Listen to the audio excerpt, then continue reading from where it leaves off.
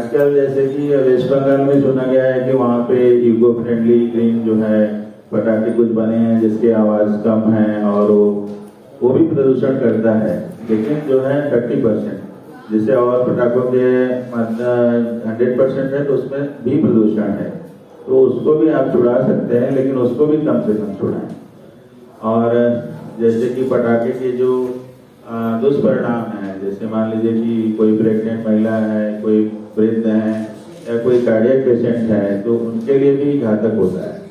और सड़क पे गली में लोग पटाखे छोड़ देते हैं जिससे कि दुर्घटना हो जाती है, लोग का जो है हाथ पैर टूट जाता है और किसी का मतलब जान भी चला जाता है। तो आप लोग के माध्यम से हम अपने काशीवासियों को और प्रदेश देशवासियों को बताएं, सभी लोग जो है घी के दिए से जो है इस दीपावली को मनाएं और आवाज़ वाले पटाखे न छुड़ाएं और इसका पूरा ध्यान रखें। और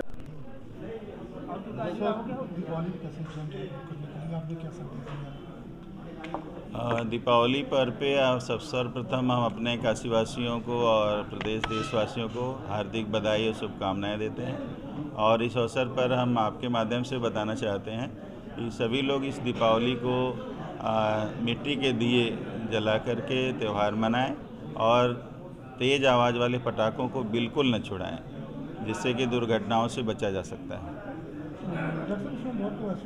आतिशबाजी करते समय कई लोग घायल हो जाते हैं, तो उनके लिए क्या करना चाहिए? जैसे पहले तो पटाखा छुड़ाना नहीं है, लेकिन आजकल इको फ्रेंडली जो है ग्रीन पटाखे या क्रैकर्स आए हुए हैं जिसके आवाज़ भी कम है और वो वातावरण को आधा से ज़्यादा मतलब 30% ही वायु प्रदूषण करता है, जिससे कि थोड़ा बहुत वायु पोल्यूशन एयर पोल्यूशन का थोड़ा बचाव हो जाता है।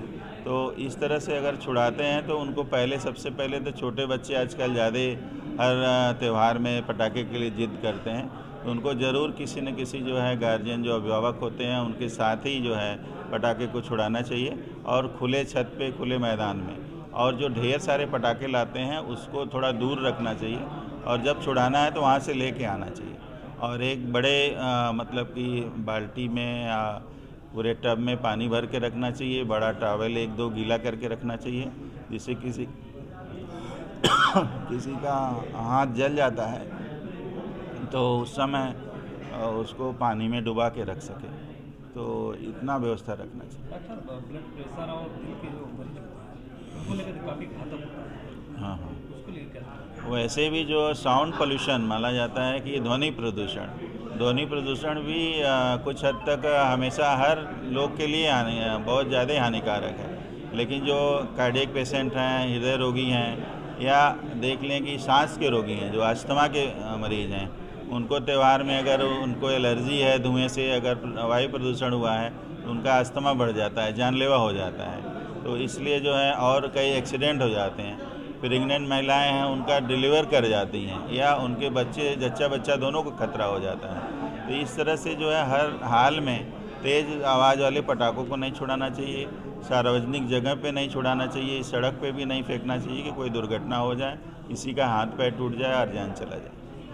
पूरे देश में सबसे वाराणसी को भी ले लें तो यहाँ पर भी बहुत जो है प्रदूषण का प्रकोप कर सकते हैं, चाहे हम लोग का भी उसमें भागीदारी है कि दीपावली पे पटाखा छुड़ाते हैं या कई चीज़ों का ध्यान नहीं देते हैं, दीपावली में सफाई किए तो उसको जलाते हैं जिसकी वायु प्रदूषण होता है। और ख़ास तौर से हम लोग प्रदूषण को लक्ष्मी हॉस्पिटल में क्या तैयारी है? इसमें कहीं चल जाता है या कोई उनको बर्न से घायल हो जाता है? जैसे कि कोई ऐसा दुर्घटना हो जाता है तो ये लक्ष्मी हॉस्पिटल लगभग 22 वर्षों से यहाँ पे संचालित है और यहाँ का बर्न यूनिट काफ़ी मतलब कि जितने भी सुविधाएं हैं उससे युक्त है। और यहाँ पे प्लास्टिक सर्जन है और ख़ास तौर से जो त्यौहार आते हैं इसमें विशेष स्तर से हम लोग तैयार हैं कि कोई इस तरह का मरीज आता है तो उसका हम लोग सुचारू से इलाज करेंगे जिससे उसको लाभ पहुँच सके। उसमें कुछ छूट भी दिया जाएगा? हाँ, छूट दिया जाएगा, मतलब कि वो तो मतलब जो भी एक रियायती हम लोग रखते हैं शुरू से ही और वो प्रथा लगातार चलती आ रही है। हम लोग मरीजों का हर तरह से ध्यान रखते हैं कि कितना भी इकोनॉमिकल भी हो और वो स्वस्थ भी हों और जल्दी ठीक होकर घर जाएं।